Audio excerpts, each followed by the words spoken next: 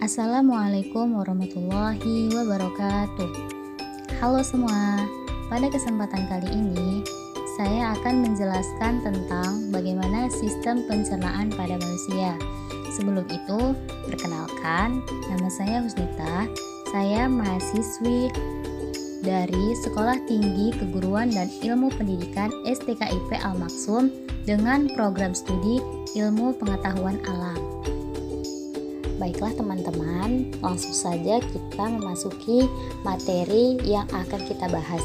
Sebelum mengetahui organ apa saja yang membantu sistem pencernaan pada manusia, kita harus tahu apa sih itu sistem pencernaan.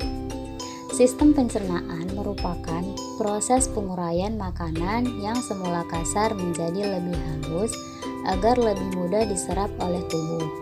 Makanan yang sudah dicerna akan berubah menjadi sari-sari makanan yang lebih mudah diserap oleh pembuluh darah. Sari-sari makanan tersebut diedarkan ke seluruh bagian tubuh oleh darah dan pencernaan terjadi di dalam saluran pencernaan dan dibantu oleh enzim yang dihasilkan oleh kelenjar pencernaan. Proses pencernaan makanan ada dua jenis. Yang pertama, pencernaan makanan secara mekanik. Proses makanan secara mekanik berfungsi untuk menghancurkan makanan menjadi potongan-potongan kecil. Pencernaan mekanik ini terjadi pada mulut dan juga lambung. Jenis pencernaan yang kedua yaitu proses pencernaan secara kimiawi. Pencernaan makanan secara kimiawi dilakukan oleh enzim. Pencernaan kimiawi ini berlangsung di dalam mulut, lambung, dan usus halus. Tujuan pencernaan dengan bantuan enzim adalah menguraikan sisa makanan menjadi sari-sari makanan yang mudah diserap oleh tubuh. Sistem pencernaan makanan pada manusia dibagi menjadi dua, yaitu saluran atau organ pencernaan dan kelenjar pencernaan. Saluran pencernaan merupakan tempat terjadinya seluruh proses pencernaan, sedangkan kelenjar pencernaan adalah organ pencernaan yang berfungsi menghasilkan enzim-enzim pencernaan. Kelenjar pencernaan terdiri dari kelenjar air liur, pankreas, hati, dan empedu. Enzim yang dihasilkan organ-organ tersebut berfungsi dalam pencernaan secara kimiawi. Adapun fungsi dari organ atau saluran pencernaan ini yaitu menghancurkan makanan menjadi yang lebih halus, menyerap zat-zat makanan yang larut sehingga masuk ke dalam darah, dan mengeluarkan zat-zat yang tidak dapat dicerna oleh tubuh.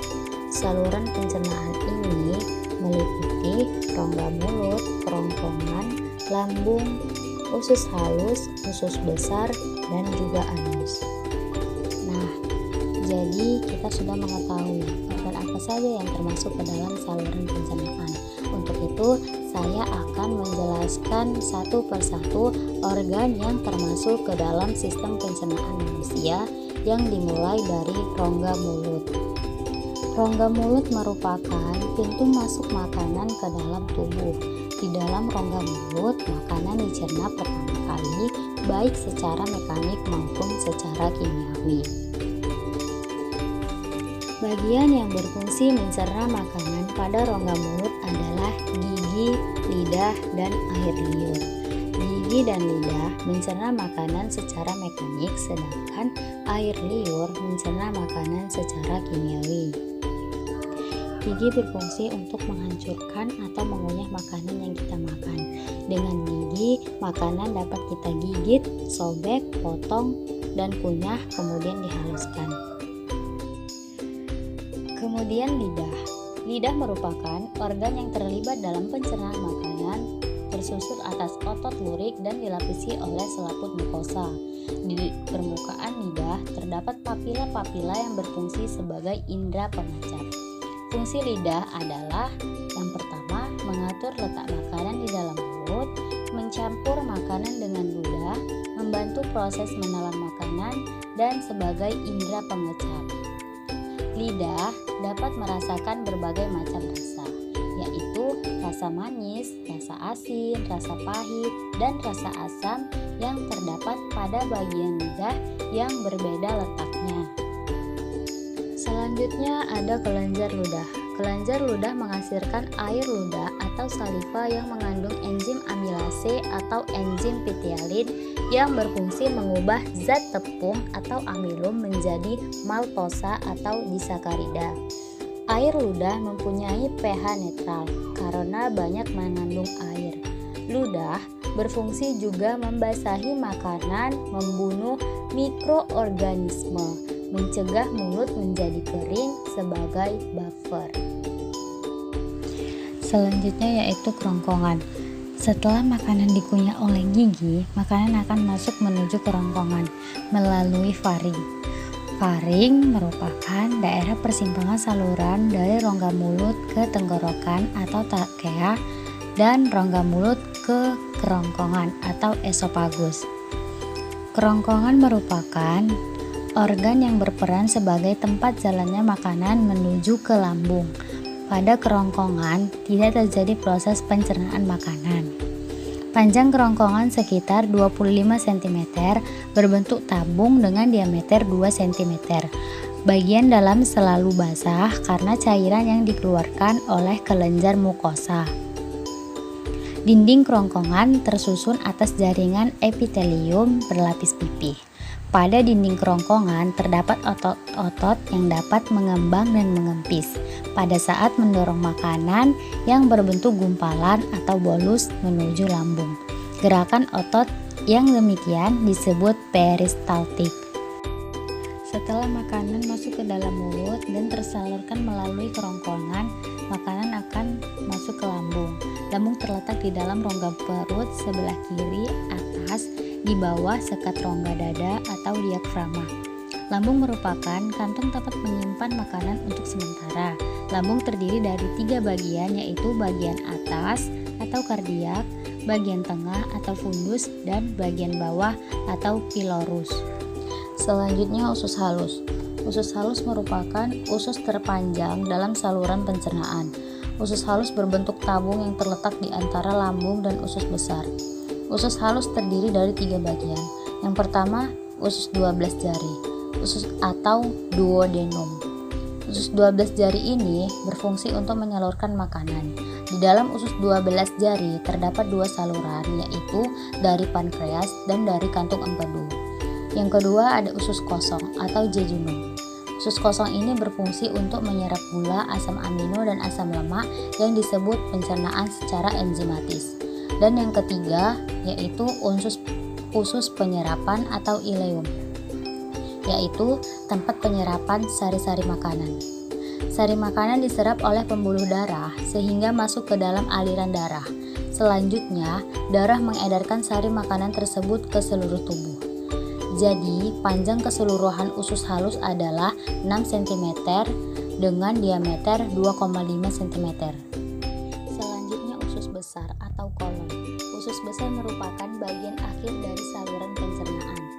Usus besar bersambung dengan usus halus di rongga perut bagian bawah sebelah kanan. Usus besar terdiri dari 4 bagian. Yang pertama, kolon ascendens, yang kedua, kolon transversum, yang ketiga, kolon descendens, dan yang keempat, kolon sigmoid. Di dalam usus besar terjadi penyerapan air dan pembusukan sisa makanan yang dibantu oleh bakteri pembusuk, yaitu bakteri Escherichia coli. Kemudian di dalam usus besar ada bagian yang namanya rektum. Rektum merupakan bagian yang berada di bagian akhir usus besar yang terhubung dengan kolon sigmoid. Rektum dapat berkontraksi yang aktivitas kontraksinya dapat menimbulkan terjadinya defekasi, yaitu proses pengeluaran zat-zat sisa hasil pencernaan melalui anus. Anus merupakan tempat keluarnya zat sisa makanan yang sudah tidak diperlukan oleh tubuh manusia yang sering disebut dengan feses. Otot yang menyusun anus adalah otot polos dan otot lurid. Nah, anus ini juga merupakan bagian akhir dari proses sistem pencernaan manusia. Jadi kesimpulan pada proses sistem pencernaan yang terjadi pada manusia adalah yang pertama, makanan masuk ke dalam mulut. Di dalam mulut, makanan dicerna secara mekanis oleh gigi dan lidah. Selain itu, makanan dicerna melalui kimia oleh enzim-enzim. Yang kedua, makanan ditelan dan masuk ke kerongkongan. Di kerongkongan terjadi gerakan peristaltik yang mendorong makanan menuju ke lambung. Yang ketiga, di lambung, makanan dicerna secara mekanis dibantu oleh dinding lambung dan secara kimiawi dibantu oleh enzim pepsin dan renin dan dibantu oleh asam klorida. Yang keempat, makanan bergerak ke usus halus. Di usus halus, makanan dicerna lebih lanjut secara kimiawi oleh enzim-enzim yang berasal dari usus halus. Di usus halus juga terjadi penyerapan sari-sari makanan. Yang kelima, sistem pencernaan akan masuk ke usus besar. Pada usus besar terjadi penyerapan kembali yang disebut dengan reabsorpsi. Sisa pencernaan ini juga dibusukkan oleh bakteri, dan nama bakteri pembusuknya adalah bakteri Escherichia coli. Dan yang terakhir yaitu sisa pencernaan yang sudah tidak diperlukan oleh tubuh akan dikeluarkan melalui anus. Sekian penjelasan dari saya. Assalamualaikum.